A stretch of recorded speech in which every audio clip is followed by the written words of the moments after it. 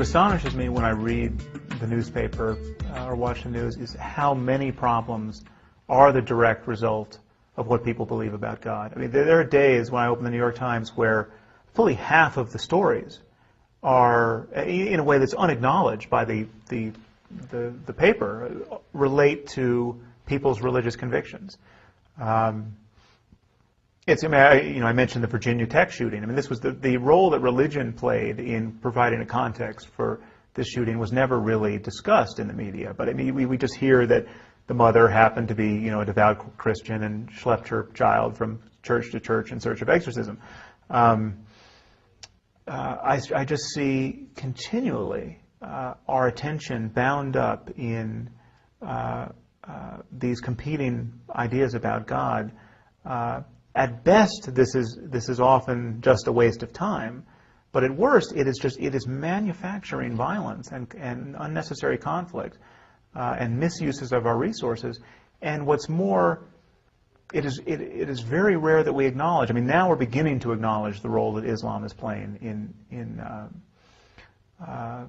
Muslim terrorism, but even that has been very slow to come. I mean, it has been obvious for many, many years, long before September 11th, that a certain style of Muslim infatuation was leading to this kind of jihadi behavior. Because of the respect we accord religious faith, we're very slow to acknowledge its causal role in conflict.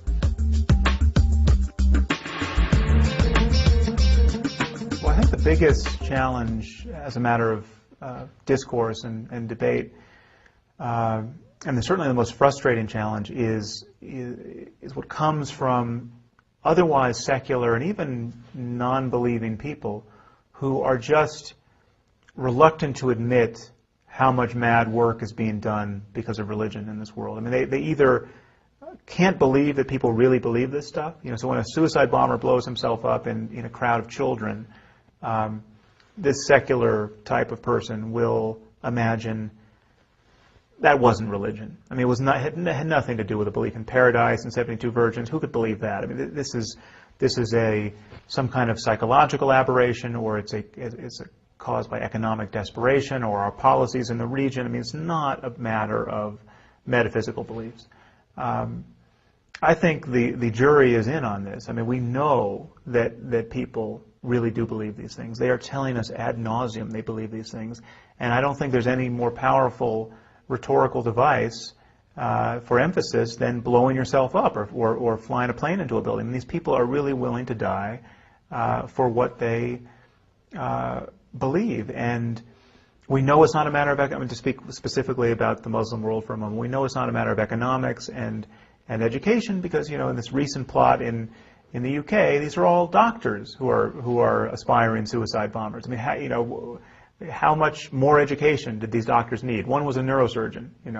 You find me a neurosurgeon suicide bomber, and you tell me the problem is education and economics. It clearly isn't. And the deeper problem, and I think a far more sinister problem, is that it is possible to be well educated, so well educated that you can be a neurosurgeon and still believe that you can get 72 virgins in paradise. And this is made possible by the fact that we have allowed a certain mode of thought, religion, to thrive in a cocoon of this sphere of protection from criticism. It is just taboo to criticize people's religious beliefs.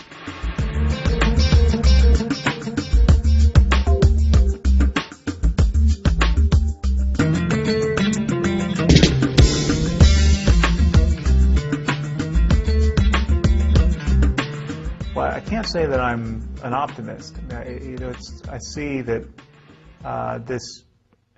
our emotional attachment to these myths is so well subscribed and so deep, and the belief, even people who are not religious believe that everyone else needs to be religious. I mean, it's like, I don't need it, but it's like the ultimate condescending attitude. But everyone else does. I mean, this is a myth that is also widely subscribed, even among atheists.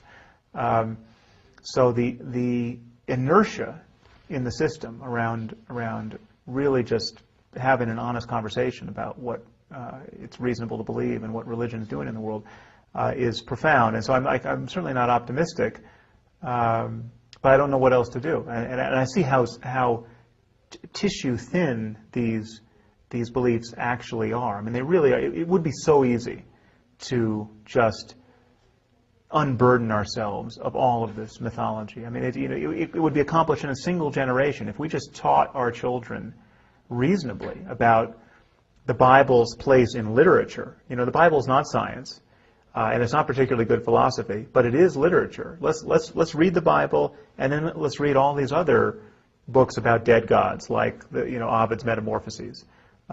If we taught the Bible and the Quran in that way, in a single generation, the God of Abraham would take his place alongside Zeus and Poseidon and Apollo and the other dead gods, and none of this would be a problem.